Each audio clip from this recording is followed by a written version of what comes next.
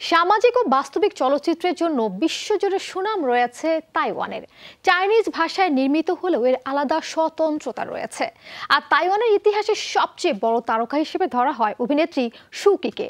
তার ঝুলিতে রয়েছে দেশি বিদেশি পুরস্কার সহ দর্শক নন্দিত অনেক সিনেমা। এবার অভিনয় পেশার পাশাপাশি নতুন আরেক পরিচয়ে আসছেন তিনি।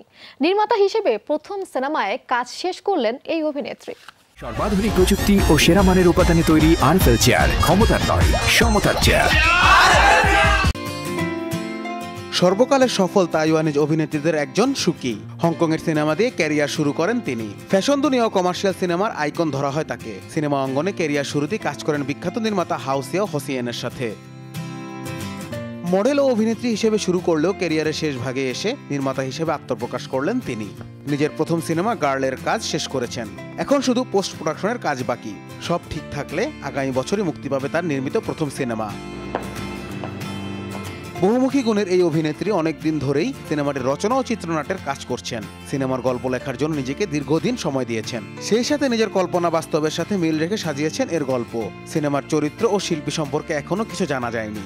তবে এই সিনেমায় অভিনয় করছেন না সুকি, এমনটাই নিশ্চিত করেছেন। ক্যামেরার পেছনেই থাকবেন তিনি। ভালোভাবে শুটিং শেষ হওয়ায় বেশ খুশি আমি। এই সিনেমাটি সর্বত্র দর্শকদের কাছে পৌঁছে দেওয়ার জন্য উন্মুখ হয়ে আছি। এটাই নির্মাতা হিসেবে আমার প্রথম সিনেমা। আশা করি দর্শক সিনেমাটিকে ভালোভাবেই গ্রহণ করবে।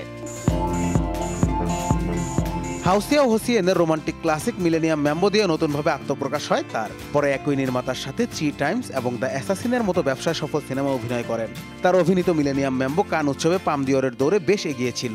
পরে কারিগরি বিভাগে গ্র্যান্ড প্রাইজ লাভ করে সিনেমাটি। এছাড়াও ফ্রেঞ্চ নির্মাতা লুক বেসনের অ্যাকশন থ্রিলার দ্য ট্রান্সপোর্টারে অভিনয় করে বিশ্বব্যাপী জনপ্রিয়তা অর্জন করেন। প্রায় 29 বছরের ক্যারিয়ারে অনেক সম্মান ও পুরস্কার অর্জন করেছেন। একাধিকবার গোল্ডেন হর্স ফিল্ম অ্যাওয়ার্ডে মনোনীত হন। দ্য অ্যাসাসিনের জন্য এশিয়ান ফিল্ম অ্যাওয়ার্ডের সেরা অভিনেত্রীর পুরস্কারও জিতেছিলেন। তার প্রতিভা বিশ্বব্যাপী সমাদৃত। 2008 সালে বার্লিনালে ও 2009 সালে কান চলচ্চিত্র উৎসবে জুরি সদস্য হিসেবে দায়িত্ব পালন করেন। এমনকি ভেনিস চলচ্চিত্র উৎসবে জুরির দায়িত্ব পালন করেন এই সফল অভিনেত্রী।